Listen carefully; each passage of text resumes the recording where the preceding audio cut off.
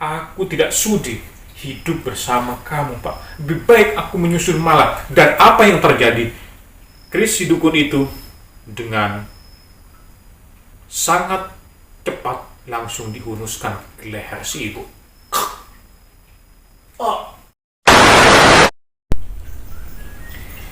Assalamualaikum warahmatullahi wabarakatuh. Selamat datang di channel saya, Chong Zakin Takin.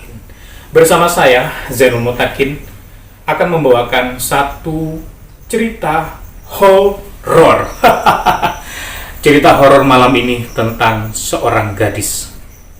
Namun sebelum itu, saya pastikan ini adalah kisah nyata, dan karena ini kisah nyata, maka untuk nama, tempat, dan kejadian saya samarkan. Kita sebut saja nama gadis itu adalah Mala.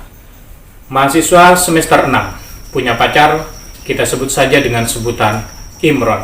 Dan Mala hidup bersama dengan kedua orang tuanya. Kita sebut saja dengan sebutan bapak dan ibu. Mala seorang gadis yang punya cita-cita tinggi dan bermimpi kemudian bisa menikah dengan pacarnya bernama Imron. Tapi nasib berkata lain. Mala harus tewas bunuh diri karena hidupnya dihancurkan oleh keluarga terdekatnya sendiri. Siapakah yang menghancurkan hidup Mala, dan bagaimana kemudian Mala menjadi hantu gentayangan yang meneror warga kampung? Simak selengkapnya cerita horor malam ini. Jadi teman-teman, cerita ini bermula dari suatu pagi, di mana seperti biasanya bapak sering mengantar ibu ke pasar. Pekerjaan ibu adalah seorang pedagang kain di sebuah pasar kecamatan. Setiap pagi bapak ini mengantar ibu ke pasar untuk menjual kain. Dan hari itu masih sekitar subuh ya. Setelah subuh ibu ini biasanya berangkat ke pasar, diantar sama bapak. Sesampainya di pasar, si ibu bilang kepada bapak, "Pak, tolong si Mala dibangunkan karena jam 8 ada kuliah." "Iya, Bu." Seperti biasa, bapak setelah mengantar ibu di pasar, bapak pun pulang ke rumah. Tibalah bapak di rumah dengan sepeda motor bututnya. Bapak kemudian masuk ke dalam rumah dan langsung masuk ke kamarnya Mala. Disitulah awal mula kisah tragis ini, kisah kehancuran Mala dimulai. Ketika bapak masuk ke kamar Mala jam 7 pagi dan hari itu masih cerah, bapak melihat Mala masih tidur. Dan tubuh Mala yang mulus, seksi, dan untuk ukuran gadis memang punya tubuh yang idaman ini, punya tubuh yang proporsional gitu. Jadi Mala ini adalah seorang gadis yang bisa dikatakan kita sebut saja dengan sebutan bahenol. Nah, si bapak berdiri di pintu kamar Mala. Bapak melihat tubuh Mala yang tersingkap, pahanya Mala kelihatan oleh bapak. Dan pada hari itu, di pagi yang cerah, entah setan apa yang merasuki bapak, tiba-tiba si bapak ini punya nafsu. Di dalam dadanya bergejolak, pikirannya pun bermacam-macam. Dia seperti harimau yang menemukan mangsa. Nafsu bapak ini memuncak, padahal itu adalah anaknya sendiri. Dan bapak masuk ke dalam kamar, memegang tubuh Mala, pundaknya. "Nak, bangun. Bangun, sudah jam 7, katanya ada kuliah." Begitu kata si bapak. Mala belum juga bangun. Ya, Mala memang ini dikenal sebagai gadis yang suka tidur gitu ya. Tapi walaupun begitu, Mala terbilang anak yang pinter. Dikenal sebagai mahasiswa yang cerdas begitu. Berkali-kali dibangunkan oleh bapak, Mala belum juga bangun. Jam sudah menunjukkan angka 7:15. Mala masih tidur. Dan disitulah nafsu bapak kian memuncak. Setelah melihat belahan dada Mala terbuka, Dan apa yang ada dalam pikiran si bapak ini? Pikirannya sudah melayang. Bagaimana tidak melayang? Dia, si bapak ini, yang sebenarnya memang jarang mendapatkan kebutuhan biologis, jarang mendapatkan jatah dari si ibu, karena si ibu selalu alasannya capek pak, capek. Nah, disitulah bapak melihat gunung kembar, kita sebut saja seperti itu ya, punya malah yang aduhai. Kalian bisa bayangkan bagaimana seorang gadis yang masih semester 6 dengan tubuh yang aduhai. Bapaknya sendiri pun bernafsu. Dan apa yang terjadi hari itu, tiba-tiba si bapak memegang tangan Mala dan dia langsung merobek baju Mala. Dan seperti seekor harimau yang memangsa korbannya. Dengan beringasnya si bapak langsung membuka baju Mala dan Allahu Akbar. Mala berontak di situ, tapi karena Mala masih dalam keadaan tidur, Mala tidak bisa berbuat apa-apa. Akhirnya dia melihat wajah bapak sudah berada di atasnya. Jangan pak, jangan, jangan, jangan. Aku anakmu pak, sadar pak, istighfar pak. Begitu kata Mala, setengah sadar. Tapi apa yang dilakukan sama bapak ini? Si bapak malah beringas. Si bapak malah semakin menjadi-jadi, nafsunya semakin menjadi-jadi. Wow, bagaimana? Sungguh bejat si bapak ini. Dan disitulah pertama kali darah perawan Mala atau keperawanan Mala diambil, dihancurkan oleh bapak, oleh orang terdekatnya sendiri. Setelah kejadian itu, bapak keluar dari kamar seperti seorang penjahat yang baru saja mendapatkan sesuatu yang dia impikan. Seperti seorang petarung yang baru saja mengalahkan lawannya. Bapak merasa puas. Begitu. Sungguh tega bapak ini. Dan Mala di dalam kamar menangis. Dia menangis, Mala menangis. Akhirnya Mala bangun, masuk ke kamar mandi. Kemudian Mala di kamar mandi itu pun mandi. Jam sudah menunjukkan angka 7:30. Kurang lebih berarti bapak di dalam kamar itu sekitar 15 menit menggauli Mala. Nah, di dalam kamar mandi ini, si Mala menangis lagi. Bagaimana tidak menangis? Keperawanan yang dia jaga selama ini, yang sebenarnya harusnya yang merasakan keperawanan itu adalah suaminya sendiri, tapi sungguh biadab yang mengambil keperawanan Mala adalah bapaknya sendiri. Di dalam kamar mandi itu Mala mengguyur air ke tubuhnya. Ada sebuah cermin. Di kamar mandinya itu ada cermin yang seukuran tubuhnya Mala. Dalam keadaan telanjang, Mala melihat ke cermin dan melihat tubuhnya yang merasa sudah ternodai, merasa sudah tidak berguna. Dia menangis sejadi-jadinya di kamar. Terpuruk. Sungguh, Mala di dalam kamar mandi itu sudah tidak tahu harus berbuat apa. Dia tidak bisa berpikir apa-apa dan tidak menyangka bagaimana mungkin bapak yang seharusnya melindungi dirinya justru malah merobek kehormatannya. Malah menangis. Tak lama kemudian, 15 menit kemudian, Mala keluar dari kamar. Ketika Mala keluar dari kamar, bapak berdiri di depan pintu. Dengan gagahnya, si bapak bilang, mengancam Mala, jangan sampai ibumu tahu, apalagi orang-orang. Kalau tidak, habis kamu. Begitu kata si bapak sama Mala.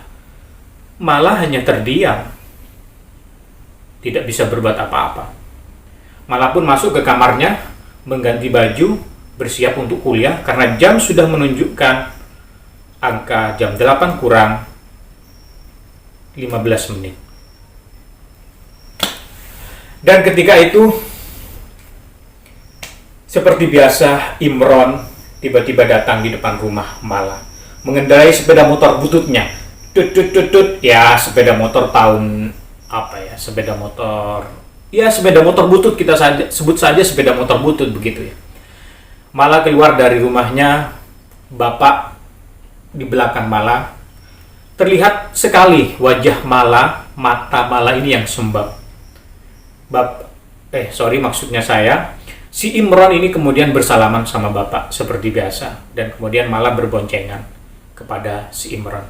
Berangkatlah mereka berdua. Dan Imron ini adalah orang yang sangat baik. Dia adalah anak dari seorang guru ngaji di kampung tersebut. Imron tinggal di kampung sebelah, dan mereka satu desa, hanya beda kampung. Dan setiap pergi ke kampus, Imron selalu bersama dengan Mala, karena memang sejak SMA mereka berdua sudah punya hubungan dan serius setelah wisuda akan menikah. Impian-impian sudah mereka bangun berdua. Dan kembali ke cerita tadi, kejadian-kejadian tentang bapak menggauli Mala ini terus berlanjut. Ketika tidak ada ibu di rumah, bapak pasti menggauli Mala. Dan Mala tidak bisa berbuat apa-apa. Sebagai perempuan, dia sebagai seorang anak, dia tak berdaya. Dan setelah berbulan-bulan lamanya, teman-teman, pada suatu hari, ketika Mala berada di kampus bersama teman-temannya, tiba-tiba Mala merasa mual. Dia sering masuk, keluar ke toilet yang ada di kampus. Kebetulan kalau di kampus itu memang kan ada geng ya. Jadi Mala bersama teman-temannya sekitar 4 orang. Jadi Mala, si A, B, dan C, kita sebut saja A, B, C gitu ya. Dan Mala itu berteman dari semester 1. Dan hari itu Mala mual, sering keluar kamar mandi di kampus seperti orang hamil. Sampai kemudian ada temennya yang nyeletuk, "Mala, kamu kok kayak orang hamil?" Si temennya pun bilang, "Hush, sembarangan kamu," begitu. Lalu tiba-tiba hari itu ada Imron. Imron datang ke Mala, nyamperin Mala, yang kebetulan pada waktu itu sedang duduk di sebuah tempat duduk ya. Kalau di kampus itu memang ada bangku-bangku biasanya untuk mahasiswa belajar atau bersantai. Nah, Imron nyamperin di situ. Kemudian temannya Mala bilang kepada si Imron ini, pacarnya Mala, "Imron, ini si Mala kayaknya lagi sakit deh." Nah, teman yang lain bilang, "Kayak lagi hamil Imron, jangan-jangan." Akhirnya Imron pun mengajak Mala untuk pulang. Dan sore itu Mala bersama Imron pulang. Mala pulang sampai di rumahnya, Imron pulang ke rumahnya. Singkat cerita, keesokan harinya, tapi sebelum itu sebenarnya Mala sudah beli tespek ya. Jadi sebelum kejadian, maksud saya sebelum pagi, malamnya itu tengah malam, bukan tengah malam, jam 9 malam. Jam 9 malam, Mala itu pergi keluar. Sore itu kan Imron mengantar Mala sampai di rumahnya. Nah, jam 9 malam, Mala izin keluar sama bapak dan ibu untuk beli sesuatu. Dan ternyata dia beli tespek disembunyikan dari kedua orang tuanya. Dan keesokan harinya, ketika Mala bangun tidur, Mala mencoba tespek tersebut di dalam kamar mandi.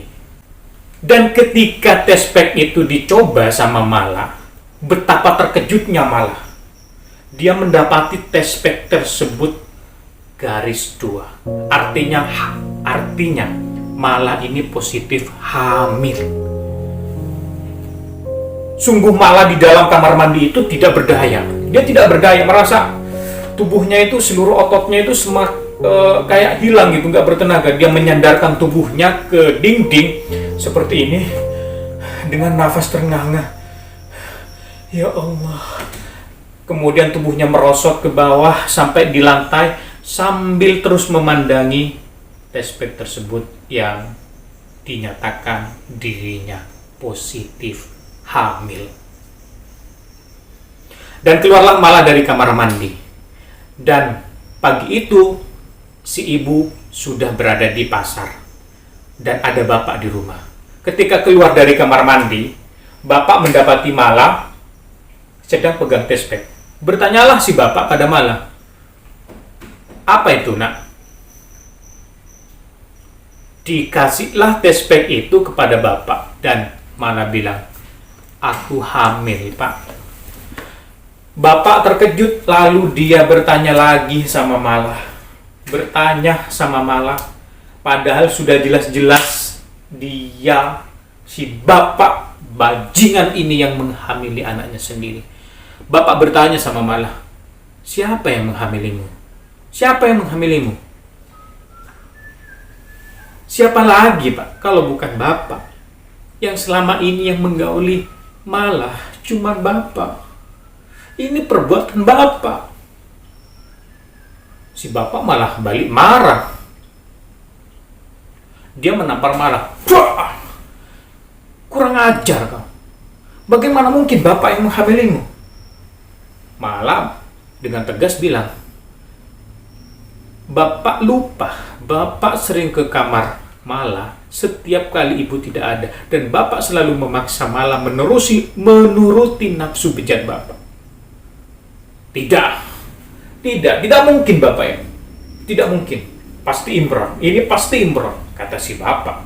Siapa lagi kalau bukan Imron? Dengan perasaan yang campur aduk, Mala sudah tidak tahu lagi harus ngomong apa sama bapak dan bicara apa. Tapi intinya bapak di situ sebenarnya mengakui dalam dirinya, dan malah ketika itu bapak menyuruh Mala gugurkan kandungan itu, dan jangan sampai semua orang tahu. Betapa hancur perasaan Mala ketika itu mendengar bapak ngomong seperti itu. Akhirnya Mala mencoba menggugurkan kandungan itu. Setelah berhari-hari kemudian, Mala mencoba menggugurkan kandungan itu dengan berbagai cara, minum jamu, loncat-loncat, membenturkan perutnya di kamar mandi ke tembok, dan lain sebagainya. Tapi sayang, janin yang ada dalam perut Mala tidak mau digugurkan. Justru dia, si janin itu, kuat bertahan di dalam perut Mala. Dan apa yang terjadi setelah itu? Setelah Mala merahasiakan kehamilannya, dan pada suatu hari Mala itu menyimpan test pack-nya di dalam kamarnya sendiri. Dan kebetulan pada hari itu si ibu masuk ke dalam kamar Mala dan menemukan test pack itu. Dan Mala ada di tempat itu. Langsung si ibu bertanya, "Mala, ini punya siapa?" Mala tidak bisa menjawab pertanyaan itu. Mala hanya diam. Dan diamnya Mala adalah jawaban bahwa dia hamil. Lalu si ibu bertanya sama Mala, "Siapa yang menghamilimu? Siapa?" Dengan nada berat, dengan mata yang sembab, ibu ini bertanya. Ketika Mala mendapat pertanyaan itu dan tidak menjawab pertanyaan dari sang ibu, tiba-tiba bapak sudah berdiri di depan pintu kamar Mala dan langsung bapak bilang, "Itu pasti kerjaannya si Imron, Bu. Siapa lagi pacarnya Mala kalau bukan Imron?" "Ya, pasti. Itu pasti perbuatan Imron. Ayo kita segera ke rumah Imron. Imron harus mempertanggungjawabkan ini semua." Dan hari itu juga Mala bersama ibu pergi ke rumahnya Imron. Sesampainya di rumahnya Imron, setelah mereka bertiga mengendarai sepeda motor ya, dibonceng si ibu dengan Mala, sampailah di rumah Imron yang tak jauh dari rumah Mala. Disambut sama Imron. Imron salaman kepada bapak dan ibu dan melihat Mala sedang menangis. Disitulah bapak langsung ngamuk. "Imron, kau apakan anakku? Kamu kan yang menghamili anakku." Imron yang tidak tahu apa-apa langsung kaget mendengar perkataan si bapak. Kagetnya Imran ini bukan karena dia dituduh menghamili Mala, tapi lebih kepada kagetnya Imran karena dia tidak menyangka atau dia kaget banget gitu loh. Kaget banget. Bagaimana mungkin Mala bisa hamil? Siapa yang menghamili Mala? Dia bertanya si Imran ke dalam dirinya. Mendapat tuduhan seperti itu dari si bapak, Imran malah balik bertanya, loh, Mala hamil, Pak? Bapak pun menjawab, iya, kamu kan yang menghamilinya. Kamu adalah pacarnya Mala. Berarti kamu yang menghamili Mala. Siapa lagi kalau bukan kamu? Imran yang mendapat tuduhan seperti itu. Imran yang dikenal sebagai orang baik karena dia adalah anaknya seorang guru ngaji, yang bapaknya Imran ini sudah almarhum ya. Imran langsung bersumpah, saya bersumpah Pak, demi Allah, saya tidak pernah menyentuh Mala, apalagi sampai menghamili Mala. Saya punya niat baik sama Mala, saya menjaga Mala. Kalau saya menghamili Mala, berarti niat saya buruk terhadap Mala. Saya ingin menikahi Mala Pak, tapi saya tidak mungkin menodai Mala sebelum dia sah menjadi istri saya, kata si Imran. Halah, kata bapak, banyak bacot kamu. Si Imran ditonjok sininya. Si Imran tersungkur di situ. Si ibu bilang, jangan Pak, sudah Pak, sudah Pak, sudah Pak. Imran bangun, lalu dia berdiri dan menghadap sama si bapak dan bilang, saya bersedia menikahi Mala, tapi sumpah demi Allah, saya bukan pelaku atau orang yang menghamili Mala. Saya akan menikahi Mala setelah Mala melahirkan. Oke, kata si bapak. Dan hari itu Mala, ibu dan bapak pulang. Setelah kepulangan atau kepergian Mala, bapak dan ibu dari rumahnya si Imran, Imran terduduk dan berdiam seperti ini. Dia berpikir, siapa yang menghamili Mala? Bagaimana mungkin Mala hamil? Kok bisa Mala hamil? Benar-benar pikiran Imran ini kacau. Dia tidak menyangka siapa sebenarnya yang menghamili Mala. Dan berhari-hari kemudian, karena Imran dan Mala ini beda kampung, kegaduhan tentang Imran yang dituduh menghamili Mala, entah siapa yang menyebarkannya, tapi tiba-tiba ini menyebar.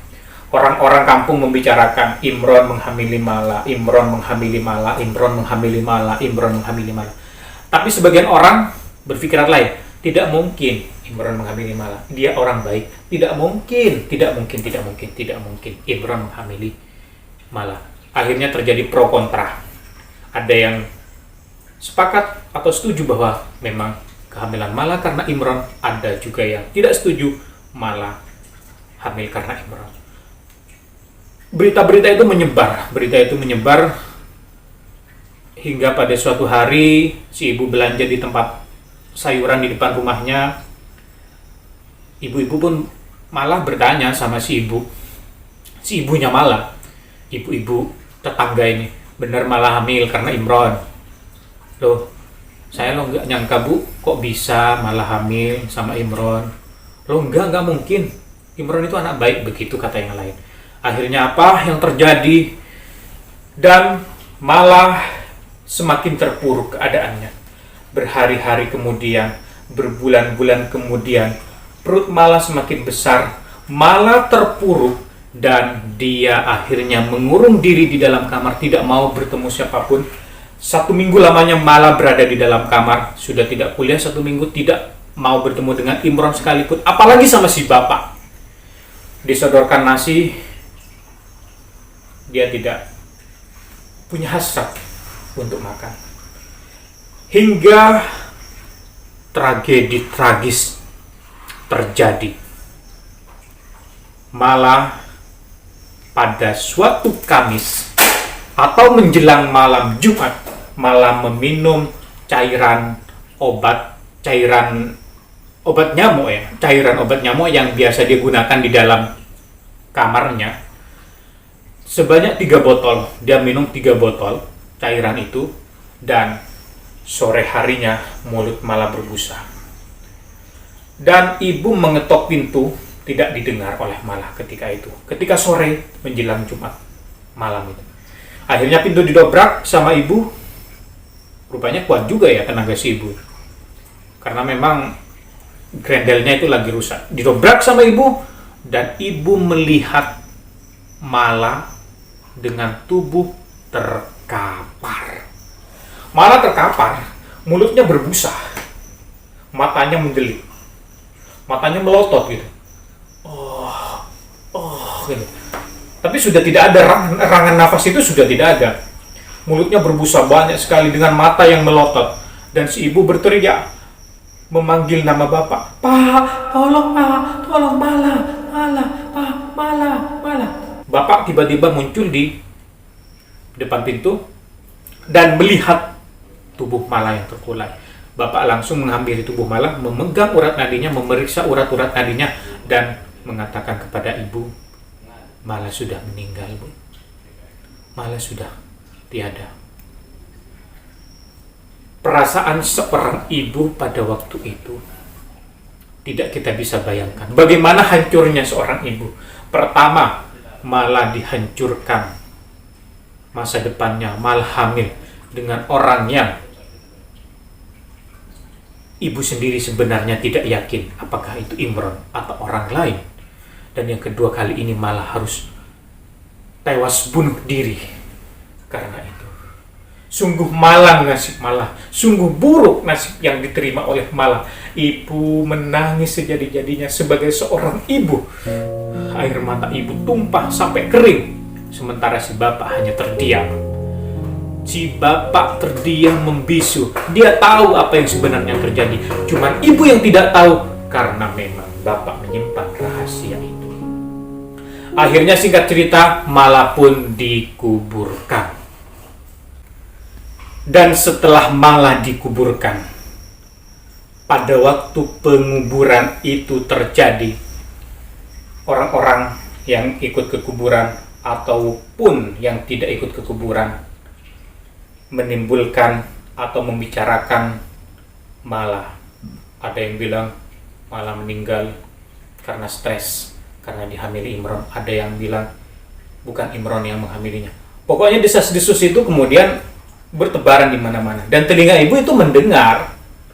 Ya ada orang lah yang menyampaikan kepada si ibu ini tentang kematian malah, tentang kehidupan malah. Ada yang bilang, kasihan ya malah, hidupnya seperti itu. Ya bermacam-macam reaksi orang tentang kematian malah. Dan cerita horor tentang arwah malah dimulai dari sini.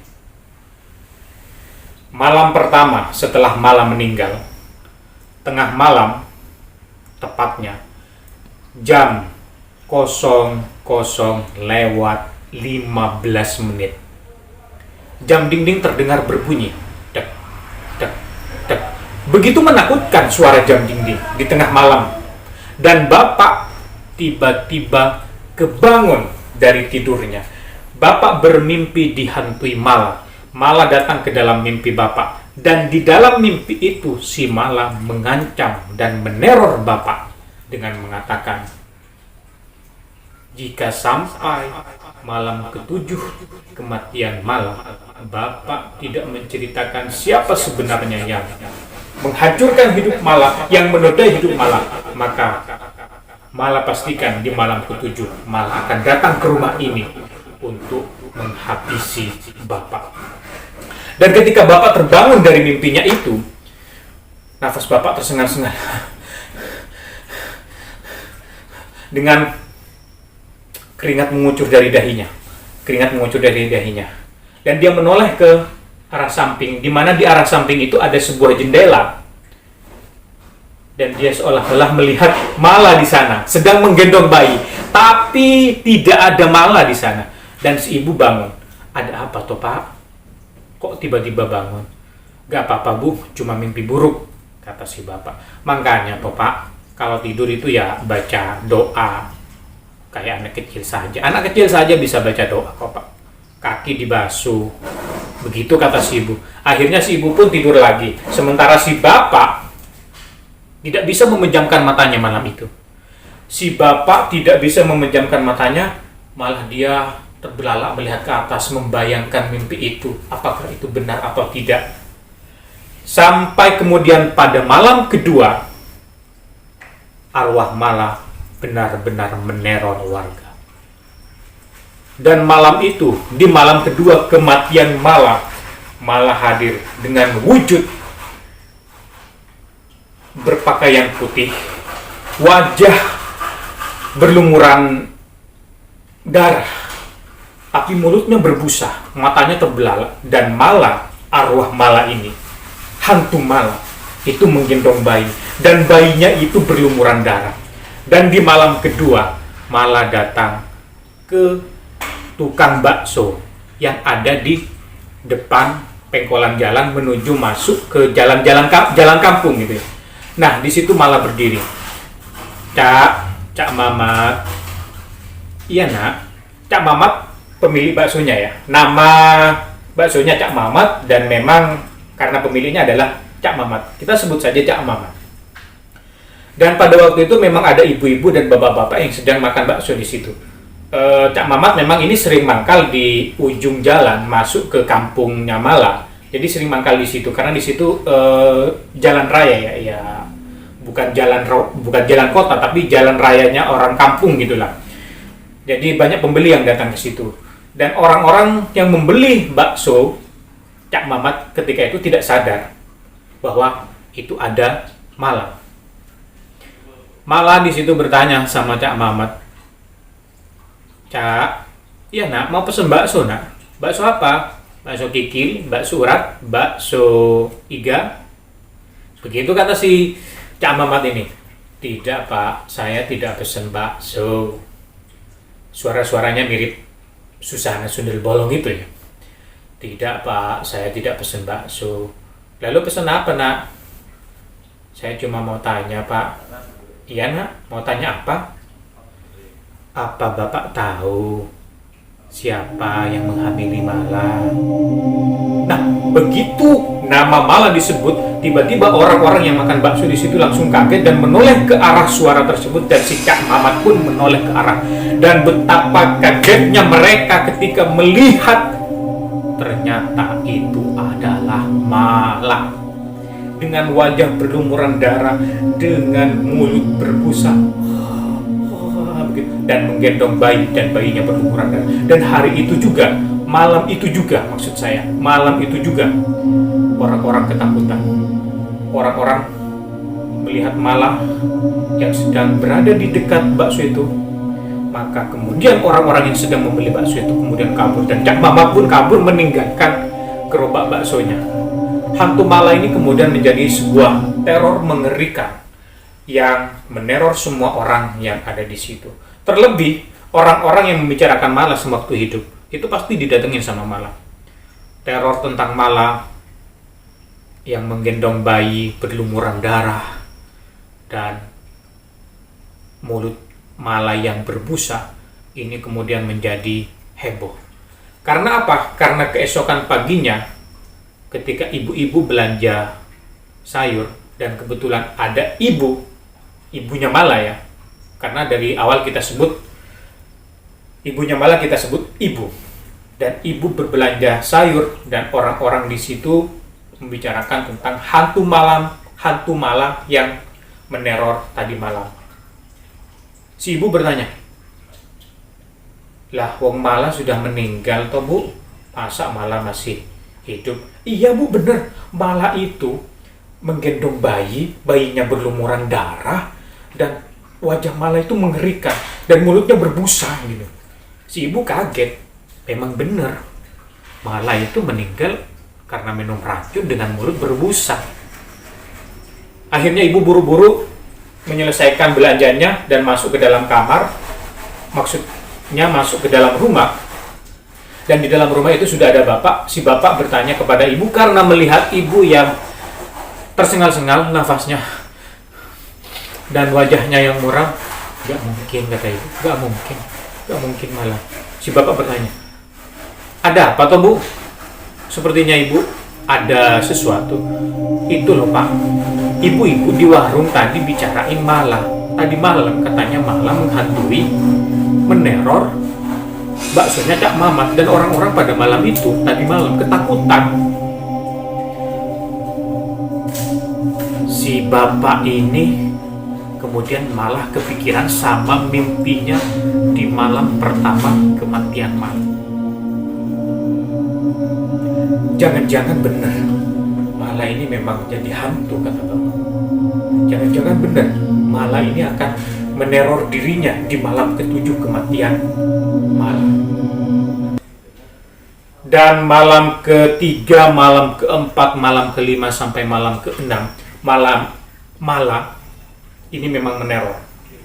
Malah meneror di sana di sini sampai heboh lah kampung itu, sampai semua orang ketakutan karena memang teror malah ini cukup mengerikan. Dia menggendong bayi berlumuran darah. Tapi lebih-lebih malah ini meneror orang-orang yang membicarakannya ketika hidup. Kalau Imron ini tidak pernah diteror, apalagi menampakkan diri di hadapan Imron, tidak. Singkat cerita kita singkat saja ceritanya karena ini adalah cerita horor. Dan malam ke-7, singkat cerita malam ke-7 beneran datang malah ke rumah bapak, ke rumah malah sendiri. Namun sebelum itu bapak sudah mempersiapkan seorang dukun. Jadi bapak sudah minta bantuan seorang dukun, dan bapak juga sudah cerita kepada ibu bahwa malah ini pasti datang ke rumah ini. Tapi si bapak belum cerita kenapa malah datang ke rumah itu. Dan di malam ke-7, sekitar jam 10 malam, malah berada di rumahnya sendiri, menggendong bayi berlumuran darah, dengan wajah berdarah, dengan mulut berbusa. Disitulah malah meminta jawaban dari pertanyaannya yang di dalam mimpi, yang meminta pertanggungjawaban si bapak. Di situ sudah ada dukun. Dukunnya didatangkan dari kampung sebelah sama si bapak ini. Dukunnya pakaiannya serba hitam ya. Pakaian dukunnya serba hitam, pegang keris. Gawat lah pokoknya si dukun ini, hebat lah, kelihatannya hebat ya si dukun. Akhirnya malah masuk ke dalam rumah itu. Si dukun sudah bersiap, dia pegang keris, mengacungkan kerisnya. Nyahlah kau hantu malam, nyahlah kau, pergilah kau ke tempatmu, kata si dukun ini memegang kerisnya. Kemudian dia acungkan digini-ginikan ya, dia acungkan. Sementara malam marah tertawa. Begitu, tawanya cekikit. Horor ya, horor teman-teman, horor. Karena memang ini rumahnya horor ya. Malah itu malah tertawa cekikikan. Dan si dukun mengacungkan kerisnya. Diacungkan, diarahkan ke malah seperti ini, diarahkan. Malah ini biasa saja, nggak ada respon gitu. Akhirnya apa yang terjadi? Malah merasuki tubuh si dukun dengan gerakan cepat. Malah masuk ke dalam tubuh si dukun. Dari tubuh si dukun itulah malah berbicara. Suaranya campur aduk, ada suara dukun, suara malah. Pak, bicara sekarang atau aku ajak. Bicara sekarang, Pak. Malah itu yang berada dalam tubuh si dukun pegang keris. Bicara sekarang, Pak. Atau kalau tidak, Bapak juga akan tewas mengenaskan seperti malam. Ada ibu di situ. Ibu bertanya, ada apa toh Pak sebenarnya ini? Kenapa malah bicara seperti itu? Apa yang sebenarnya Bapak harus omongin sama ibu? Apa yang sebenarnya Bapak harus ungkap? Kemudian malah bicara, Oh, ternyata bapak masih belum bicara sama ibu, kata si Malah. Malah sudah kasih waktu 7 hari untuk bicara sama ibu, bicara ke semua orang. Tapi bapak tidak bicara. Ayo ngomong, Pak. Si bapak ketakutan. Karena si dukun andalan bapak sudah kalah sama Malah. Si bapak ketakutan, dan akhirnya dengan nafas terengah-engah si bapak bilang, Bu, maafin bapak, Bu, maafin bapak tidak bermaksud. Bermaksud apa toh, Pak? Ibu tidak ngerti. Bapak ngelakuin apa? Bu, sebenarnya yang menghamili Malah itu bapak, Bu. Bapak yang selama ini menghamili Malah. Maafin bapak, Bu. Mendengar pernyataan itu, si ibu langsung kaget bagai kesambar petir. Hancur perasaan ibu. Ibu sungguh tidak menyangka ternyata orang yang menghancurkan hidupnya Malah adalah bapaknya sendiri, yang seharusnya melindungi dan mengayomi Malah. Malah bapak yang menghancurkan hidupnya Malah. Ibu sudah tidak bisa berpikir apa-apa di situ.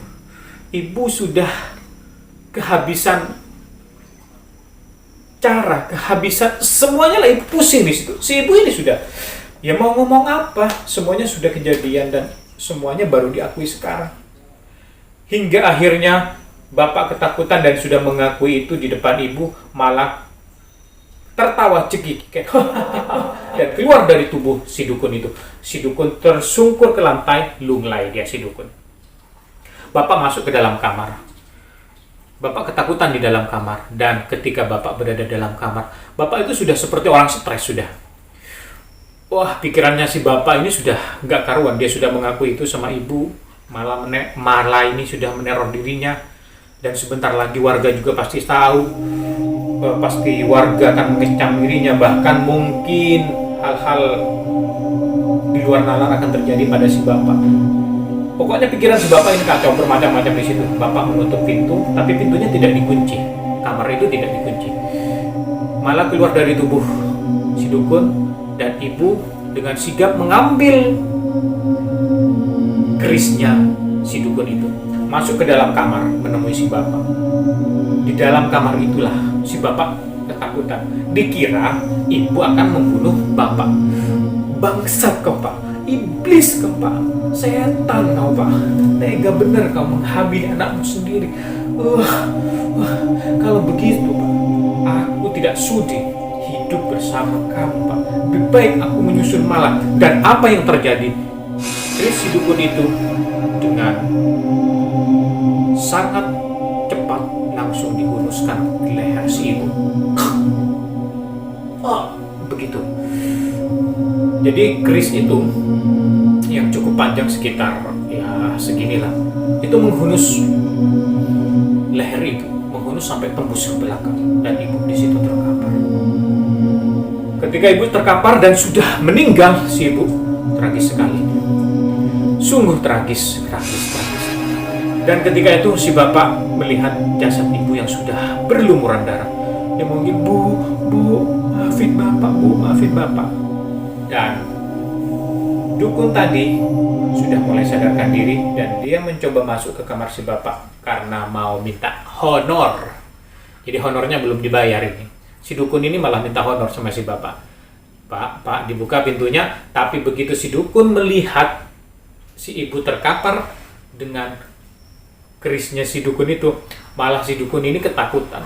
Dia lari sekencang-kencangnya keluar dari rumah si bapak ini. Lari, ya kayak anak kecil dikejar anjing gitu, kayak orang kejar anjing gitu. Ketakutan si dukun ini. Wah, jangan sampai si dukun ini, katanya jangan sampai, kata si dukun ini, dia jadi tersangka karena kerisnya sudah menusuk si leher ibu ini. Dan disitulah kemudian Malah masuk ke dalam kamar dan meneror bapak lagi. Pak, ini anakmu, Pak. Tolonglah, Pak. Akui ini anakmu. Tidak malah.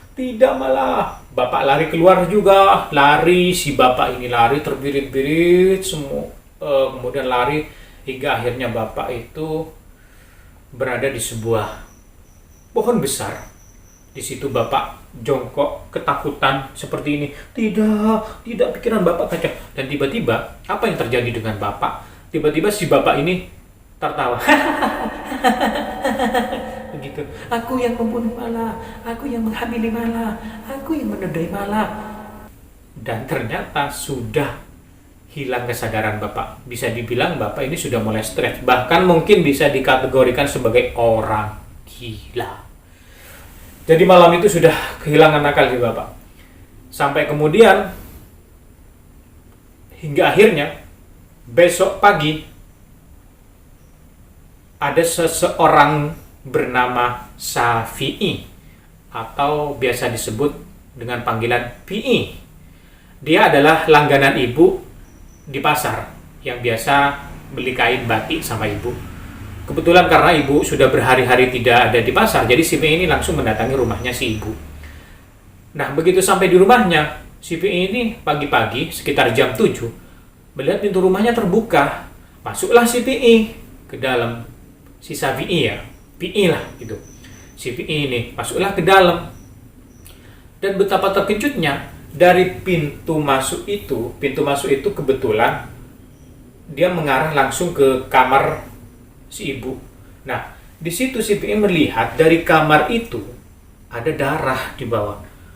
Dengan memberanikan diri, si PI pun melangkah pelan-pelan dan masuk. Dan dia kaget ketika melihat ternyata itu adalah jasad si ibu. PI pun keluar dari rumah itu dan memanggil warga, tolong. Dan saat ini meminta tolong kepada warga. Berdatanganlah warga dan melihat tubuh atau mayat si ibu ini meninggal dengan cara mengenaskan. Dan pada hari itu juga, di pagi itu juga, ada seseorang yang menemukan bapak tertidur di bawah pohon, dibawanya pulang. Tapi begitu orang-orang melihat si bapak, orang-orang langsung bergumam, langsung bicara. Bahkan ada yang dengan tegas mengatakan, wah gila ini sudah, wah dia kok kayak orang gila, jangan-jangan dia sudah gila, jangan-jangan yang membunuh si ibu ini semalam si bapak ini. Lah iya ya, jangan-jangan si bapak. Ya banyak spekulasi lah di situ ketika warga melihat si bapak ini sudah potongannya seperti orang gila. Ya begitulah ceritanya. Akhirnya apa yang terjadi selanjutnya adalah si ibu dikuburkan, kemudian hantu Mala sudah tidak lagi menghantui kampung itu, dan rumah itu seperti rumah ini teman-teman. Ini rumah kosong ya. Itu menjadi angker, tidak ditempati. Sementara si bapak yang gila ini sudah ada di mana-mana. Jadi si bapak ini sudah tidak tinggal di rumahnya sendiri. Kadang ada di rumahnya, kadang enggak. Ya sudah gila bapak. Sudah hilang kesadaran.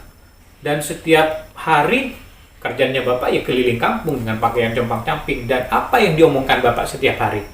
Bapak setiap hari, setiap ketemu dengan orang, dia selalu bilang begini. Aku yang bunuh Mala. Aku yang memperkosa anakku sendiri. Aku yang membuat ibu meninggal. Hahaha. Setelah itu dia menangis. Dan begitulah seterusnya. Kadang bapak ada di rumahnya, kadang ada di mana. Dan orang-orang ya kadang ngasih makan ke si bapak ini. Intinya rumah itu kemudian menjadi rumah angker. Dan akhir kisah si bapak menjadi gila. Barangkali itu adalah karma bagi si bapak. Tapi wallahualam, kita sebagai manusia tidak bisa menghakimi seseorang apakah itu karma bagi si bapak atau tidak. Namun yang jelas kisah nyata, dari kisah nyata cerita horor ini benar adanya, dan kisah-kisah serupa tentang seorang bapak yang memperkosa anaknya, seorang kakek yang memperkosa cucunya, atau kejadian-kejadian seperti ini banyak di kehidupan nyata. Dan ini adalah salah satu contoh kisah nyata yang menjadi cerita horor. Oke, itu saja untuk cerita horor kali ini. Nantikan cerita horor berikutnya dari channel saya, Chong Zakin Takin. Dan bagi kalian yang ingin nonton cerita horor, jangan lupa untuk like, comment, share, dan pastinya subscribe. Oke, terima kasih. Akhirul kalam. Wallahualam. Assalamualaikum warahmatullahi wabarakatuh.